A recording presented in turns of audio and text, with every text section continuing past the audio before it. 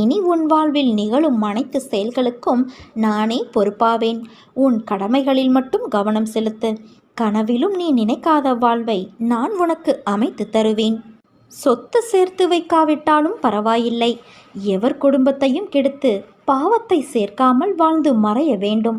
ஏனென்றால் சுமக்கப் போவது நம்முடைய வாரிசுகள்தான்.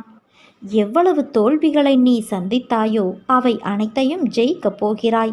நான் உனது நிழலாக கூடவே வருவேன். துன்பம் வந்த போதும் கூட என் மீது நம்பிக்கை குறைவுபடாமல் இருந்தால் அவர்களுக்கு என் உதவி கண்டிப்பாக கிடைக்கும். உன் கர்மத்தை உனக்கு பதில் நான் சுமக்கின்றேன். உன் செயல்களில் உன்னை விட நானே முன்னால் நிற்பேன். நீ விழிப்புணர்வு இன்றி இருந்தாலும் நான் மிகவும் விழிப்போடு உன்னை முன்னின்று நடத்தி வைக்கிறேன். என் அனுகிரகத்தால் இப்பிறவியில் நீ என்னை ஆராதிக்கின்றாய், என்னை வணங்குகிறாய். அப்படி என்னை வணங்கும் நேரம்